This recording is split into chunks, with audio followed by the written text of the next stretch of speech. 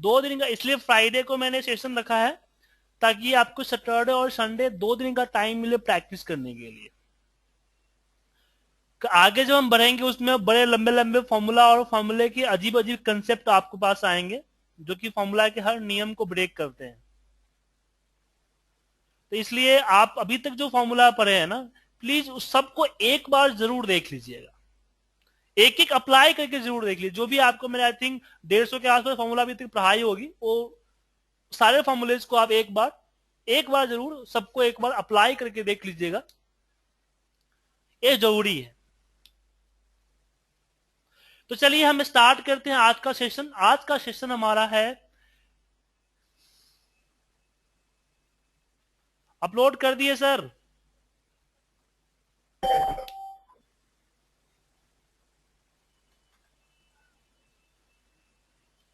अभी थोड़ा देर पहले ही तो मैंने डाला है।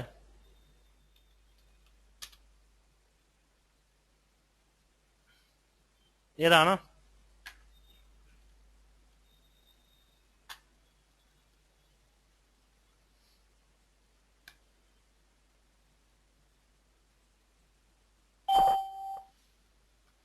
तो आज का फॉर्मूला हमारा है फाइनेंशियल फॉर्मूला है, फाइनेंशियल। देखिए फाइनेंशियल फॉर्मूले में तो बहुत सारे फॉर्मूले हैं, लेकिन सारे फॉर्मूले मैं कवर अप नहीं कराऊंगा क्योंकि सारे फॉर्मूले तो मुझे भी नहीं आते, क्योंकि मेरा भी बैकग्राउंड फाइनेंस का नहीं है। लेकिन कुछ ऐसे फॉर्मूला है जो समझ में आएगा हमें, हम सबको समझ में आएगा, वो सारे फॉर्मूले हम कवर करते हैं जो कि हमारे रियल लाइफ से जुड़ा हुआ है। अब स्टार्ट करते हैं हम आज की क्लास। आज की क्लास में जैसे प्रिंसिपल हमारा 5000 है। मान ली किसी बैंक से हमने 50,000 रुपए का लोन लिया, उसका रेट जो था वो रेट आपका 15% ईयरली था, और उसका जो टाइम था वो टाइम आपका मान लीजिए 10 सालों का था। तो आप ईएमआई पे लेना चाहते हैं तो कितना पैसा आप मंथली पे करें कि 10 सालों में 15% इंटरेस्ट रेट के साथ 50,000 रुपए आपका जमा हो जाएगा। तो इस फॉर्मूले के लिए हम पीएमटी का फॉर्मूला अप्लाई करते हैं। पीएमटी में सबसे पहले रेट, बट यहां मंथली बात हो रही है और हमारा रेट जो क्या है ईयरली है, इसको हम डिवाइड करेंगे 12 से। फिर टाइम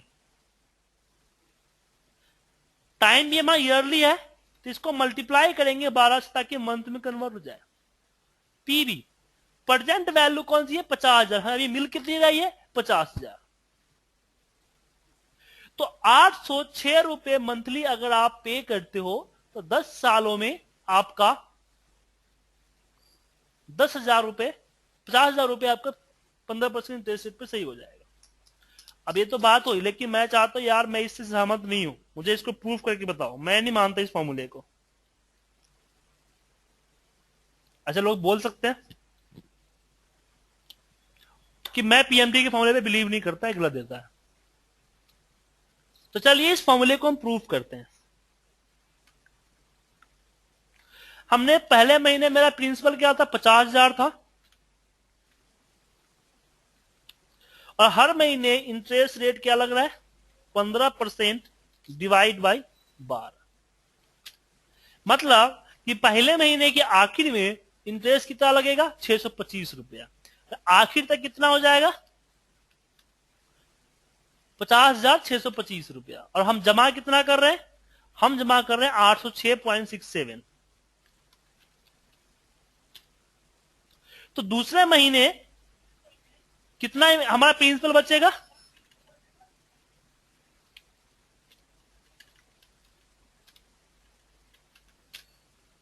और दूसरे महीने का इंटरेस्ट लगेगा इस पे लगेगा। और एक ए जो है सिक्वेंस कब तक चलेगा? 120 महीने तक।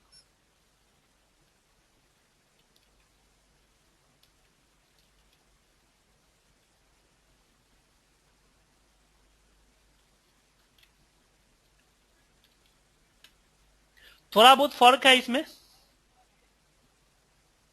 1 रुपए का फर्क आता है क्योंकि ये जो डेसिमल बैलेंसेस था इसलिए।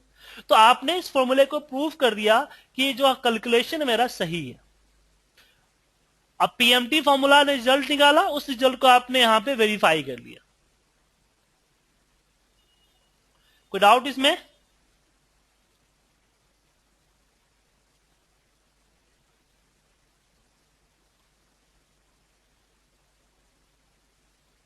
किसी को डाउट है इसमें? ओके, तो पीएमटी फॉर्मूला में निकाल लिया, तो पीएमटी से मुझे निकल गया। लेकिन मैं इसका अपोजिट जानना चाहता हूं। मैं जानना चाहता हूं कि मुझे फ्यूचर में 1.5 लाख रुपए की जरूरत है। फ्यूचर में मुझे 1.5 लाख रुपए की जरूरत है। बैंक रेकरिंग पे इंटरेस्ट रेट दे रही है 7%, और मैं 5 सालों तक जमा करूंगा। तो इसमें आपको निकालनी है कि मैं 5 सालों तक कितना ईएमआई जमा करूं जो कि 7% के इंटरेस्ट रेट से 5 सालों में मुझे 1.5 लाख रुपए जमा हो जाए। एक यहां पे क्या था कि मुझे प्रिंसिपल, ये जो प्रिंसिपल जो पैसा जो था अभी मिल चुका है, मैं बाद में उसको कर्ज के रूप में चुका रहा हूं। लेकिन एक डिपॉजिट है, रैकरिंग अकाउंट होता है, रिकरिंग अकाउंट, हर महीने आप जमा कीजिए इंस्टॉलमेंट, तो आपको इकट्ठे मिलेंगे 5 साल बाद 6 साल बाद। तो इसका अमाउंट मुझे यहां पे निकालने है। तो इसके लिए मैं यहां पे करूंगा पीएमटी। तो दोनों के लिए पीएमटी कैसे करोगे? दोनों के लिए पीएमटी ही होगा। Rate divide by 12 time multiply by 12। PV हमारा 0 है और एफडी हमारा ई है, क्योंकि 1.5 लाख रुपए मुझे फ्यूचर में मिलने वाले हैं ना।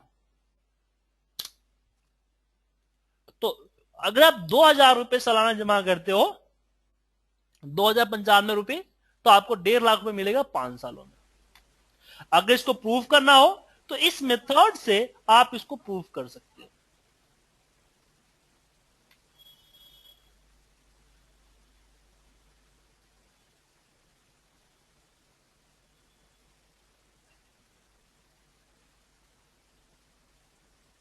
उसके बाद आगे बढ़ते हैं इसमें हम।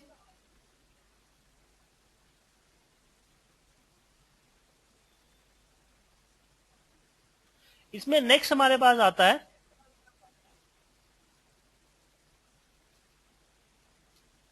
पीवी। मतलब कि मैं हमेशा जो है मैं 1.5 लाख रुपए मुझे तो चाहिए ही चाहिए, लेकिन मैं हर महीने जमा नहीं कर सकता। तो बैंक बोलती कि आपको फिक्स डिपॉजिट 9 लाख रुपए 9% का लगेगा 5 सालों के लिए। तो अभी मैं कितना पैसा जमा करूं कि 5 सालों में 9% के हिसाब से मुझे 1.5 लाख मिल जाए? मैंने बोला कि नहीं, मुझे रेकरिंग नहीं करना, मुझे एफडी करना है। तो मुझे 1.5 लाख रुपए चाहिए 5 सालों में, 9% तुम दे रहे हो, तो मैं अभी कितना पैसा जमा कर दूं? तो उसके लिए हमें चाहिए पीवी। पीवी क्यों चाहिए? Present value. क्योंकि हमें अभी, ये तो हमारा फ्यूचर वैल्यू है, ये हमारा क्या एफडी है, तो मुझे पीवी तो चाहिए। तो यहां पे लगाएंगे हम PV. PV present value.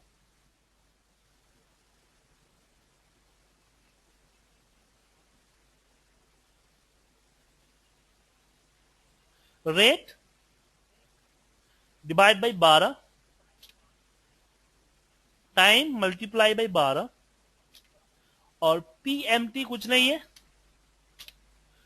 F भी हमारे पास ए है। मतलब अगर 95,804 रुपए में जमा करता हूं तो हमारे 5 सालों में 1.5 लाख आ जाएगा। अब इसको सत्यापित करना है कि नहीं, प्रूफ करना है कि भाई कहीं सही है गलत है, तो उसके लिए आप यहां पे क्या था अमाउंट, 95,804,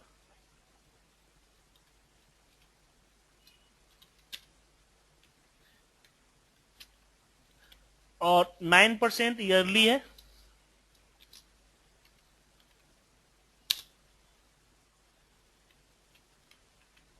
मल्टीप्लाई बाई 12 प्लस अगला साल का इंटरेस्ट क्या होगा, इस पे चलेगा, बाकी सब सेम रहेगा। और 5 साल हो गए, 12 × 5 = 60।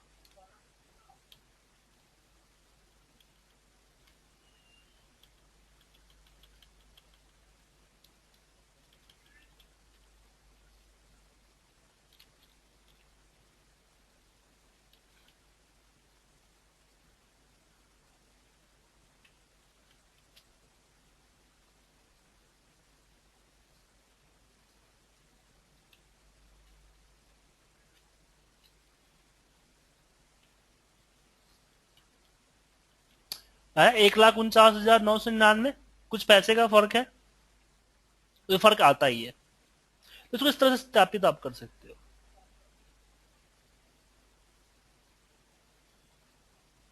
आगे बढ़ते हैं।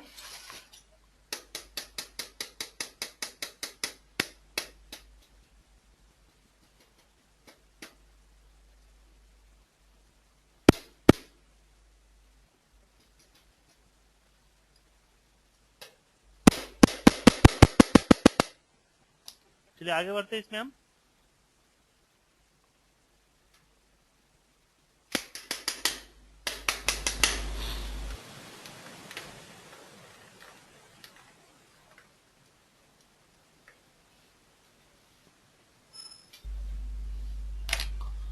आगे आगे आता है एफ बी, पी भी, प्रेजेंट वैल्यू। ये हमने प्रेजेंट वैल्यू निकाली, एफ बी, फ्यूचर वैल्यू। अब मुझे ये नहीं पता है कि मेरा रेकरिंग अमाउंट क्या है,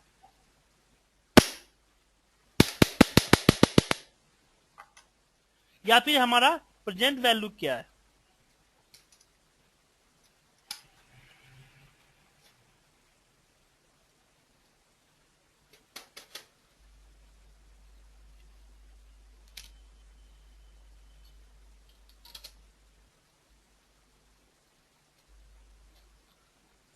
मतलब कि अगर मैं 50,000 रुपए जमा करता हूं 9% की इंटरेस्ट रेट से 5 सालों में, तो मुझे कितना अमाउंट 5 साल बाद मिलेगा।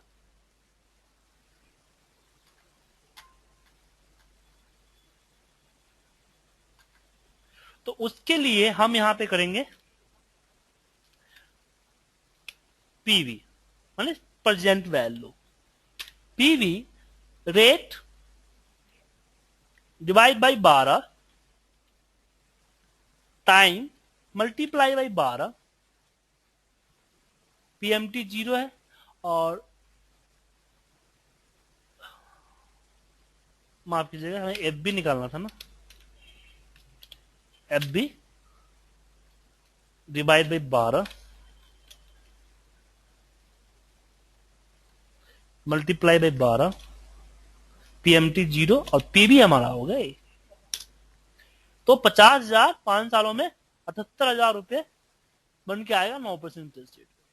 तो एक तो आपका ईएमआई निकालने के लिए गया, दोनों बेस ही। दूसरा आपका प्रेजेंट वैल्यू निकालने के लिए हो गया। तीसरा आपका ये हो गया। अब बात ये आती है कि मुझे फ्यूचर वैल्यू निकालना है, लेकिन मैं एक बार पैसा फिक्स नहीं करना चाहता। इसमें क्या था कि हमने ईएमआई निकाली थी कि मैं कितना ईएमआई जमा करूं ताकि 1.5 लाख रुपए आ जाए। मैं बोलता हूं कि मैं महीने के 1,500 रुपए जमा करूंगा, बैंक 7.5% इंटरेस्ट दे रही है, 5 सालों तक जमा करूंगा, तो कितना पैसा आएगा। अब मुझे अमाउंट चाहिए। यहां पे देखिए, ये जो हमारा क्या है, ये हमारा ईएमआई है, लेकिन ये क्या था, हमारा प्रिंसिपल था। तो इस केस में हम पीवी यूज करेंगे, F B future value rate divide by 12 multiply by 12 और पीएमटी हो जाएगा। तो 1,500 रुपए जमा करता हूं हर महीने 7% की इंटरेस्ट रेट पे, और 5 सालों तक, तो मुझे 1 लाख रुपए के समथिंग आएगा। ठीक है,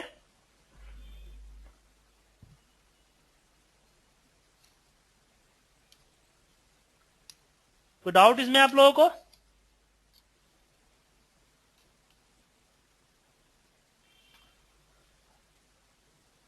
अब आगे चलते हैं। इसमें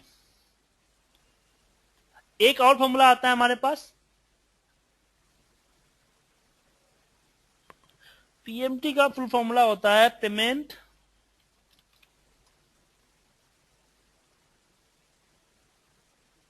पता नहीं, मुझे भी याद नहीं पीएमटी का फुल फॉर्म क्या होता है। ईएमआई तो नहीं कर सकते।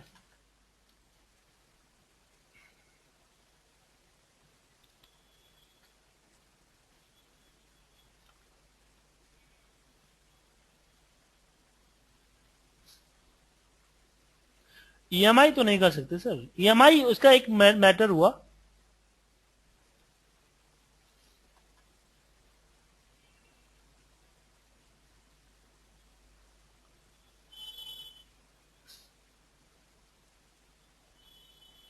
सर आई एम सॉरी, मुझे नहीं पता पीएमटी का फुल फॉर्म क्या होता है।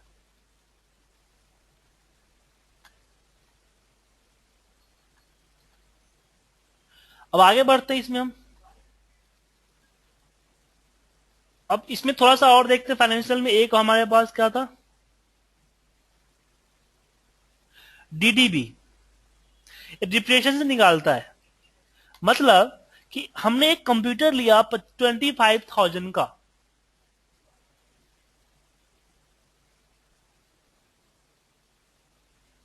और इसकी एवरेज वैल्यू एंड में कितनी होगी, मतलब कि मिनिमम वैल्यू इसका 2,000 रुपये तो मेरा होना ही होना है इसका। इसकी लाइफ जो है 5 सालों की लाइफ है।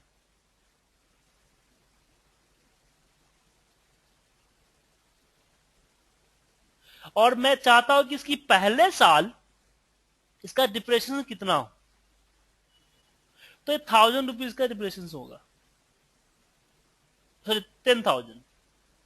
मतलब कि अगर अकाउंट में मान लीजिए कि एक कंप्यूटर जिसका 25,000 पहले साल इसका प्राइस था, तो दूसरे साल क्या होगा, इसकी जो एसेट की वैल्यू घट के क्या हो जाएगी, 25,000 माइनस 10,000, मतलब कि 15,000 रुपए।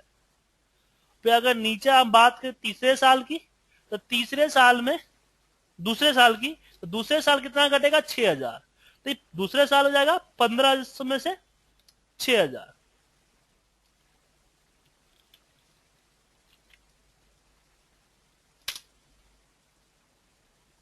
और चौथे साल क्या हो जाएगा, तीसरे साल सॉरी, तीसरे साल हो जाएगा आपका 3,600 रुपए घटेगा इसमें से।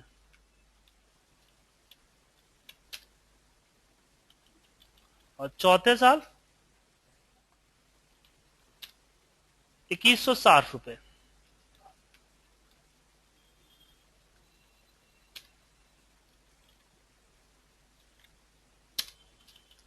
और पांचवें साल 1,200 रुपए, 1,240 रुपए। मतलब कि फर्स्ट ईयर 25,000 का अमाउंट था, सेकेंड ईयर में ये हो गया आपका 15,000 का, थर्ड ईयर में 9,000 का, फोर्थ ईयर में 5,400 का, एंड फिफ्थ ईयर में आपका हो गया 3,200 रुपए का।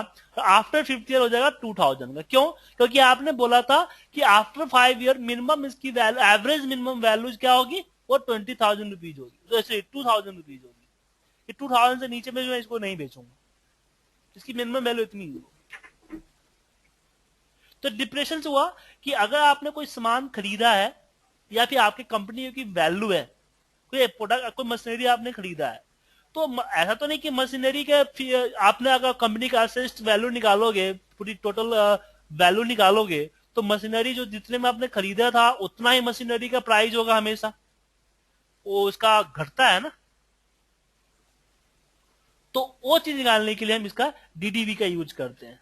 तो डीडीवी में क्या होता है, सबसे पहले आपको कि कॉस्ट कितना है, मिनिमम वैल्यू क्या होगा, लाइफ कितने साल का है, और कौन से साल का डिप्रेशन आपको निकालना है। क्लियर है सर? कोई डाउट इसमें?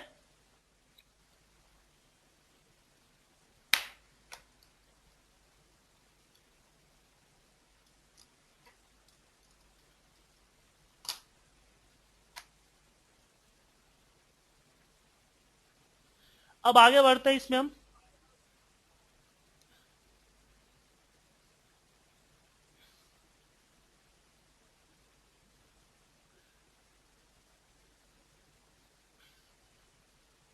अभी जो कुछ नए फॉर्मूले भी हैं जो मुझे देखने हैं। अब ये एक है, एक आपका ये भी है, सम ऑफ द ईयर। मैंने बोला कि 25 साल का, 25 ये हो गया, सैलवेज मैंने 2000 डाल दिया, लाइफ 5 साल का बोल दिया।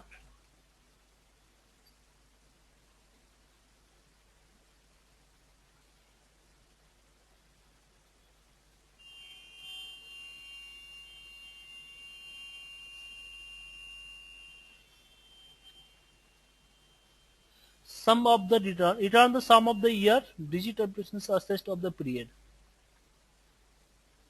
ये मंथली इसकी डिप्रिसिएशन घटती है, मंथली घटा के देता है। पूरे साल में 7600 रुपए का डिप्रिसिएशन होगा। ये ईयरली बेसिस पे है। सिमिलर फॉर्मूला हमारा ये है। और इसके बारे में अगर मैं एसवाईडी के बारे में ज्यादा जानना चाहूं तो इसकी हेल्प में जा सकते हो। Return the sum of year, digit depreciation and asset of the period. और ए इस मेथड पे काम करता है। क्या करता है कि cost minus salvage multiply by life minus per year plus 1 multiply by 2, और फिर उसको डिवाइड करता है life multiply by life plus 1। मतलब तो अगर इस मेथड को हम देखें तो इसने क्या किया है, 25,000 में से 2000 को माइनस किया है, फिर उसको मल्टीप्लाई किया है आपको 5 माइनस 1 प्लस 1, मतलब कि 5 में से 2 घटा दिया है, उसको मल्टीप्लाई में 3 में 6। मैं इस 25,000 में 23,000 को 6 से मल्टीप्लाई किया है, और फिर उसको डिवाइड किया इसने 30 से, 6 पंचे 30 से किया इसने, और फिर उसकी रिजल्ट जो आया उस रिजल्ट को इसने शो किया है। तो ये सारे फाइनेंशियल मॉडलिंग का पार्ट है।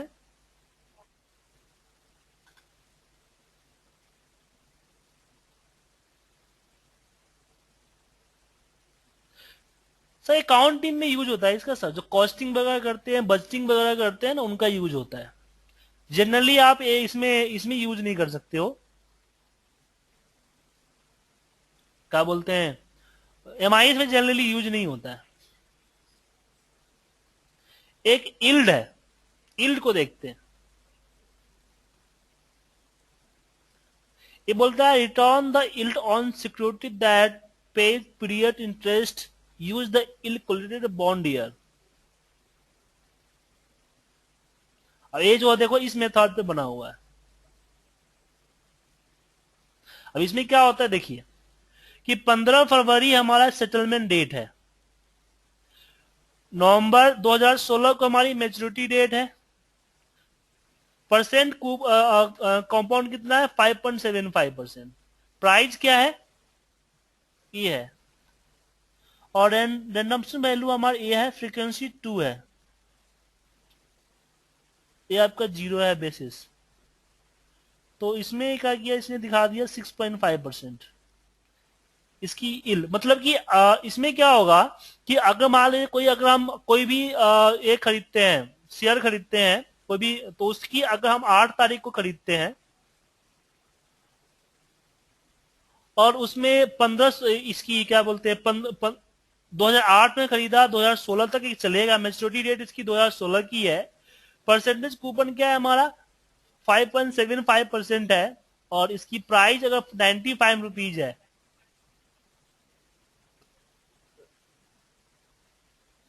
और ये रैंडम वैल्यू ये क्या है, ये आपका आता है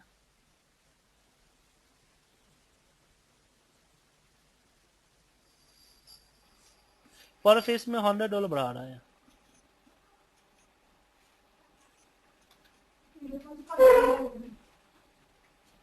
सर इसकी ये फॉर्मूले की यूज तो मैंने एक दो बार जगह एक दो लोगों को यूज करते हुए देखा है, और मुझे भी इसको रिडम्पशन मींस, रिडम्पशन वही तो देख रहा हूँ। रिडम्पशन के मतलब में इसमें यहाँ पे लिख रखा है, redemption is the security redemption value पर 100 पे। the payment that we received at the end of the maturity, हाँ redemption value। हाँ, रिडम्पशन वैल्यू ये हुआ ना, देखिए 95 का प्राइस था, तो रिडेम्पशन 100% जो है $100 उसकी मैच्योरिटी के बाद उसको मिलेगी। ठीक है, और यील्ड क्या बताता है कि एवरी ईयर जो है उसको 6.5% का बढ़ोतरी मिलेगा हर साल। Yes, yes. तो यील्ड का फॉर्मूला ये आपको शो करता है। बहुत पहले मैंने इसका यूज किया था, एक लाइफ इंश्योरेंस की मैं इसमें था, अविवा लाइफ इंश्योरेंस में था, उसमें कुछ बताने थे, कुछ प्लान्स के बारे में बताने थे कस्टमर्स को, तो वहां पे मैंने इस फॉर्मूले यील्ड फॉर्मूले का यूज किया था, और काफी पहले यूज किया था तो मैं भूल गया, इसका किसी ने पूछा नहीं, मैंने किसी को बताया नहीं।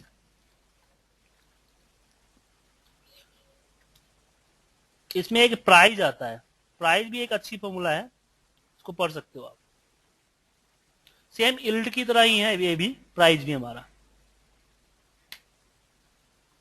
और ये इस मेथड पे बना हुआ है। इससे इससे पता चलता है कि इसके लिए आपको मैथमेटिक भी अच्छी आनी चाहिए।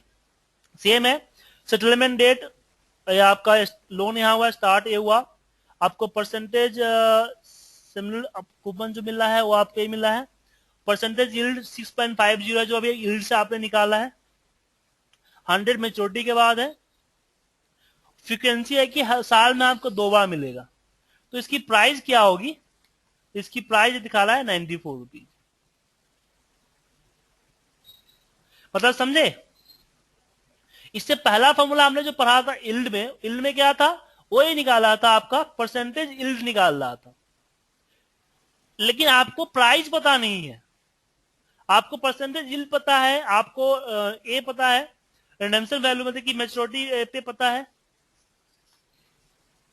और आपको प्राइस निकालना है। तो प्राइस आपको निकाल के दे रहा है कि अगर कोई भी अगर इंश्योरेंस 2008 में स्टार्ट होती है, 2017 में मैच्योर होती है, परसेंटेज कूपन जो है 5.75 का है, और हर ईयर 6.5 का यील्ड परसेंटेज आएगा, उसकी मैच्योरिटी अमाउंट $100 की है, और साल में 2 बार ए होती है, फ्रीक्वेंसी चलती है इसकी, तो इसकी प्राइस क्या होगी, तो 94.63 इसकी प्राइस होगी। तो यील्ड और प्राइस, अगर आप यील्ड को समझते हो और यील्ड को अच्छी तरह से समझ जाते हो तो आपको प्राइस समझने में देरी नहीं लगेगी, प्राइस भी आपके लिए आसान हो जाएगा। यील्ड और प्राइस दोनों के यूज करके देखिएगा, उस पर और डिस्कस करके देखिएगा, आप समझ में आ जाएगा आपको चीजें। बेसिकली फाइनेंशियल से रिलेट करती है ना, तो इसके लिए फाइनेंशियली बैकग्राउंड आपका है तो इसको अच्छी तरीके से यूज कर सकते हो। इसके अलावा अगर आप चाहते हो कि इसमें एक्सेल फाइनेंशियल में और ज्यादा सीखना, तो आपके लिए यूट्यूब पे एक चैनल है, बहुत अच्छी चैनल है, मैंने ये सब चीजें मैंने ही वहां से देख के सीखी थी, एक्सेल फन की। या एक्सेल फन सर्च कीजिएगा या फिर सर्च कीजिएगा Excel finance classes. Excel fun का चैनल है, उस चैनल पे आपको आएगा।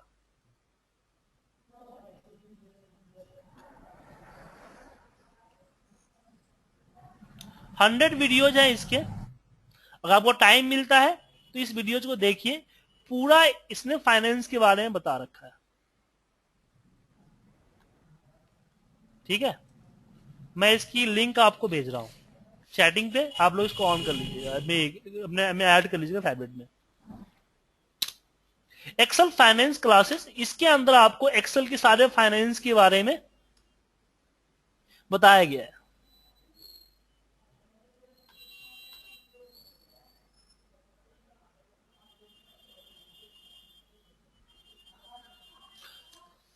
ठीक हेलो है, सर। सर इसमें आप मुझे एक 2-3 फॉर्मूले और बता दीजिए, नॉमिनल इंटरेस्ट रेट वाला, एक है इफेक्ट। एक मिनट मैं बताता हूं आपको, अभी खत्म नहीं किया मैंने इसको। ओके। ठीक है, ओके। इसमें एक चीज और आती है अभी, इसमें एक और आती है, मान लीजिए कि आपको पता है कि 50,000 पे 15% और 10 साल के टाइम था, आपको इसका रेट नहीं पता था, 15% रेट नहीं पता है, या फिर इसी बात करते हैं हम, मुझे इसका रेट नहीं पता है कि कितना परसेंट था। आपको 50,000 रुपया आपने जमा किया था, 5 सालों में 78,000 मिला है, लेकिन कितना परसेंट आपको रेट मिला है ये आपको नहीं पता है। तो इसके लिए हम रेट का फॉर्मूला लगाते हैं। रेट, एनपीआर को आप टाइम को मल्टीप्लाई कीजिए, पीएमटी नहीं है, क्या है, पीवी है हमारा, पीवी, और एफ भी हमारा ए है। तो ये आपको 1% मंथली मिल रहा है, हम इसको मल्टीप्लाई करेंगे 12 से, तो ए हमें एग्जैक्ट फिगर बता देगी। परसेंटेज लिख लीजिए,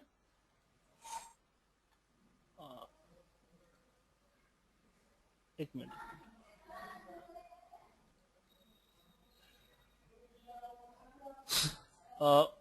इसको 112 कर दिया, माफ कीजिएगा, 12 से होगा, ठीक है, 9%।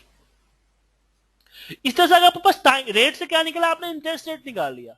अगर आप टाइम से बात करते हो तो टाइम के लिए होता है एनपीआर। एनपीआर में मैंने सिलेक्ट किया रेट डिवाइड बाई 12, पीएमटी नहीं है हमारे पास, पीवी है हमारे पास, और हमारे पास एफ भी है, 60 आया। अब 60 को डिवाइड करो 12 से, तो आपको आ जाएगा टाइम 5 साल। तो रेट और टाइम दो हमारे पास इसका यूज होता है।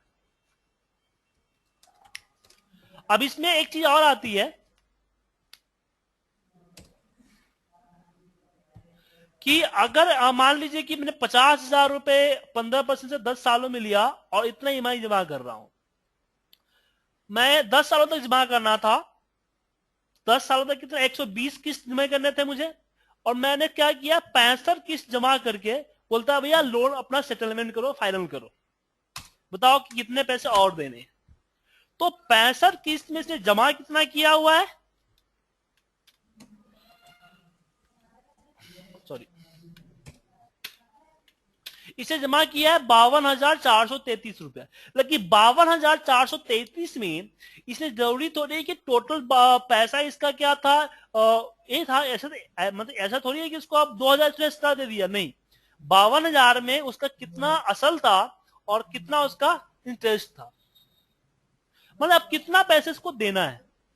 तो अगर आप इसकी प्रूफिंग को देखो तो 625 रुपया जमा कर रहा है, और उसमें 625 तो इसका इंटरेस्ट ही है, मतलब कि 65 ईएमआई उसने जो जमा किया है, 65 ईएमआई में उसका इंटरेस्ट रेट जो है, जो इंटरेस्ट जो है वो 34,379 उसका सिर्फ इंटरेस्ट है।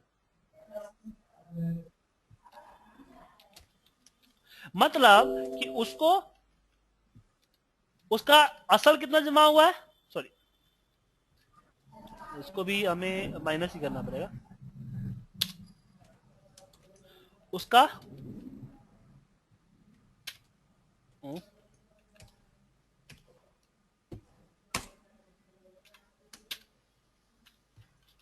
जोड़ते हैं ना इसको, मतलब 18,000 रुपया उसका असल जमा हुआ है। तो 50,000 में से 18,000 को हम माइनस कर देंगे, मतलब कि उसको जमा उसका जो बच रहा है 31,000 रुपया उसका बच रहा है। तो इसमें आया कि लोन सेटलमेंट करते समय इसे देखना पड़ता है कि कैसे पता चलेगा कि भैया कितना बचा हुआ है। तो इसके लिए आपके पास आईपीएमटी और पीपीएमटी का दो फॉर्मूले होते हैं।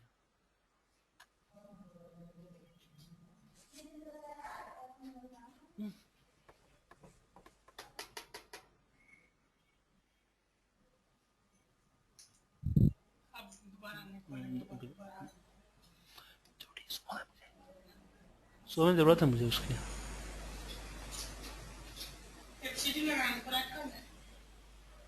और आप कर लेंगे, छोड़ो, ये दो लेके जा वहां पे लगा और लाल दे, और मेरा चश्मा देख लेगा, वो ये डब्बे में डाल देना, थोड़ा डब्बा गिन, हाँ ठीक है, ओके कर दो, सॉरी सर। तो इसके लिए हमारे पास होता है आईपीएमटी। आईपीएमटी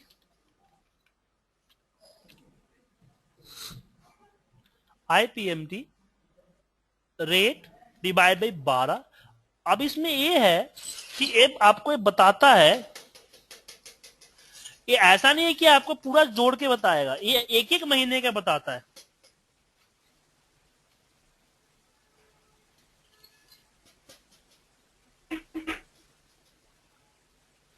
मतलब कि पहले महीने में कितना इंटरेस्ट जाएगा और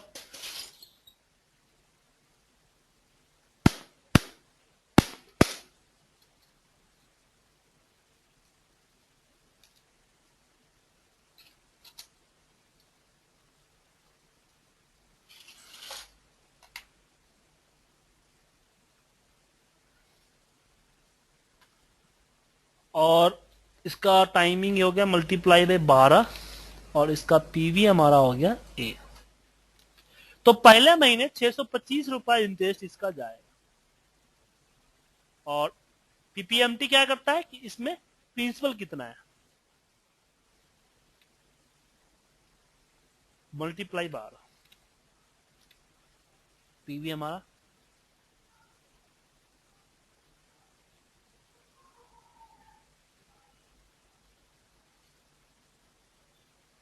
डिवाइड बाई 12 और पीवी हमारा हो गया ए। अगर इन दोनों को अगर हम प्लस करते हैं तो टोटल आपका ईएमआई बनेगा 806 रुपए। अब ये हर महीने के लिए आपको ऐसी पूरा एक सीक्वेंस बनाना पड़ेगा नीचे तक।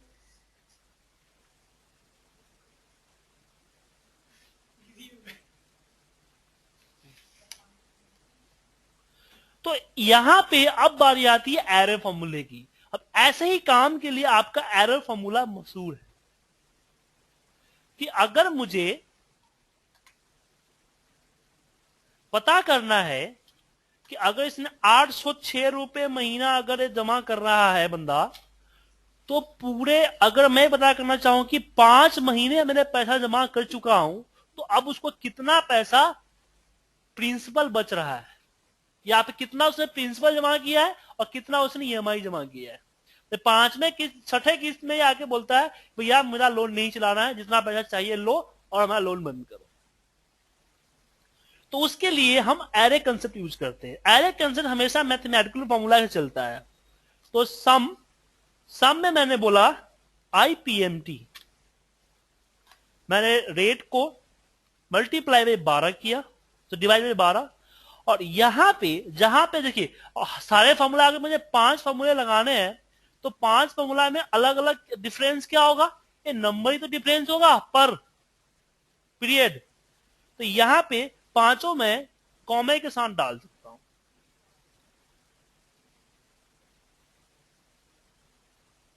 कॉमे के साथ या सेमी कोलन के साथ भी डाल सकते हो, ऐसे कॉमा, बाकी जो नॉर्मल जो कर रहे हो उसी को नॉर्मल कर जाओ।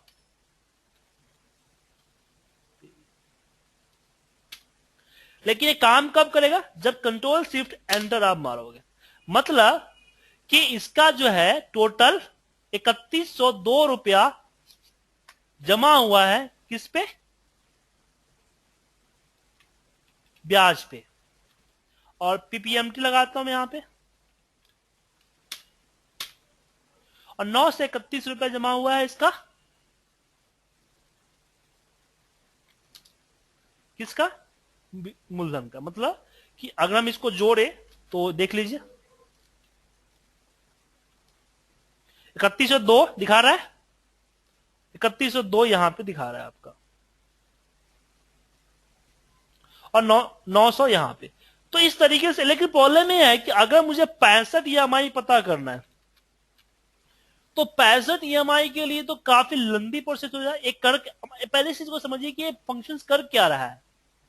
तो हम बात करते हैं एरे में जाके देखते हैं कर क्या रहा है। तो इसने पहले डिवाइड किया और सारा चीज निकाल लिया पहले। अब पीएमटी जो है वो 5 बार रिजल्ट देगा। मैं लूप की तरह चलेगा, जो वीवीएन लूप पढ़ेंगे ना उस लूप की तरह चला, और ये 5 टाइम्स आपको लेके दिया कि 5 625 22 वगैरह 5 रिजल्ट अलग अलग दिया। किसको, सम को। सम ने इसको सम कर दिया। तो एक कर्ली ब्रैकेट में डालने का फायदा यही होता है कि अगर वो किसी मैथमेटिकल फॉर्मूला के अंदर में है तो जितना कर्ली ब्रैकेट में वैल्यू डालोगे वो उतना टाइम से रन करेगा, लूप की तरह अंदर ही अंदर लूप चलेगा। लेकिन प्रॉब्लम यह है कि हमें अगर 3 4 5 10 लिखने हो तो हम इसको लिख सकते हैं, लेकिन 65 120 ऐसे डायनेमिक जीओ पे तो मुश्किल है।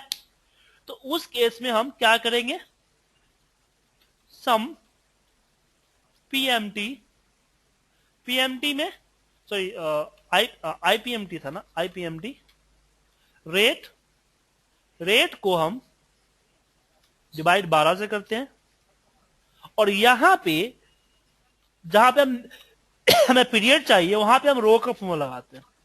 रो को बोलते हैं 1 से लेके 65 तक, कॉमा बाकी जो चल रहा है जैसा ऐसे चलने दो।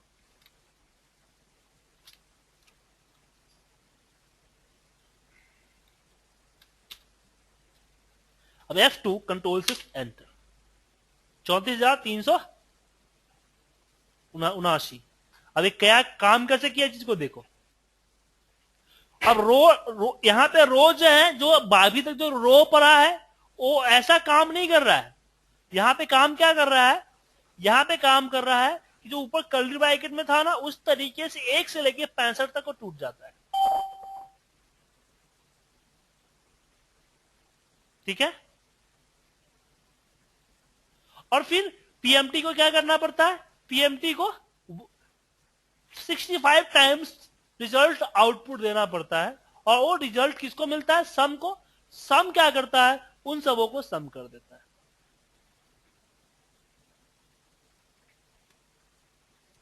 तो एक एरे का मेथड है जो मैं बताया कि अगर हम इस मेथड को यूज ना करें तो क्या करना पड़ेगा मुझे, कि मुझे यहां पे सिक्वेंशियली इस तरीके से लिखना पड़ेगा और फिर उसको आपस में सम करना पड़ेगा। लेकिन एरे मुझे फैसिलिटी प्रोवाइड करती है कि जो काम नॉर्मल फॉर्मूला आपको कई सारे सीट में कई सारे फाइल में करता है वो फॉर्मूला आपका एक सेल के अंदर कर देता है। तो अगला फॉर्मूला एक कंसेप्ट हमारा एरे फॉर्मूला ही है। फाइनेंशियल फॉर्मूला में आप लोग देख लीजिएगा, कुछ और सीखना होगा तो बता दीजिएगा। इसके अलावा इसमें और कुछ मेरे हिसाब से सीखने लायक नहीं है। आपको जो मैंने लिंक भेजा है उस लिंक है, ये होता है जैसे कि मान लीजिए 50,000 है, आप क्या कर रहे हो कि ईयरली आप 5% आपका फिक्स इंटरेस्ट रेट है ईयरली, ईयरली मतलब कि तिमाही। तो क्या हो रहा है कि आफ्टर 1 ईयर आपका जो इंटरेस्ट रेट बन रहा है वो 52,547 बन रहा है टोटल। लेकिन इसके लिए आप क्या करना पड़ा, 4 साल की कैलकुलेशन अलग अलग करनी पड़ रही है। ये आपको बताएगा कि जो एक पीरियड के अगर 5% ईयरली है, 4 पीरियड का है, तो 4 पीरियड में अगर आप नॉमिनल इंटरेस्ट रेट निकाल लो तो इसका ये पड़ रहा है कि ये आपका 4 पॉइंट समथिंग इसने बताया कि ये पड़ रहा है 91। तो इकट्ठा भी इसको निकालोगे तो जो आपने 1 सालों की 4 कैलकुलेशन के लाई है वो कैलकुलेशन आपको यहाँ पे मिलेगी। और फाइनेंशियल में कभी भी बराबर नहीं होता, कुछ का फर्क होता है। यहाँ पे जो फर्क आया हुआ है वो फर्क 50 रुपए का फर्क आया हुआ है, 50-60 रुपए का, तो थोड़ा बहुत फर्क तो आता ही आता है। आप ये देखो, यहाँ पे भी देखो तो थोड़ा बहुत फर्क होता है, लास्ट ईएमआई में थोड़ा बहुत फर्क होती है। तो अब मैं इसको इकट्ठा कैलकुलेट कर सकता हूँ यहाँ पे। तो नॉमिनल का काम ये होता है कि ईयरली इंटरेस्ट रेट कैलकुलेट करके दिखाता है। एनुअल इंटरेस्ट रेट मतलब कि अगर आप हर 12 महीने तक आप इंटरेस्ट ले रहे हो, 12 महीने का जो टोटल आएगा, अब हर महीने का एक जोड़ जोड़ कर निकालोगे। नॉर्मल बताएगा कि अगर आप इकट्ठे इसका निकालो इतना %, तो जो 5 सालों पूरे 1 साल में जो आपने निकाला है उसका परसेंटेज यहां पे बराबर होगा। और इसमें बहुत सारे फॉर्मूले हैं जो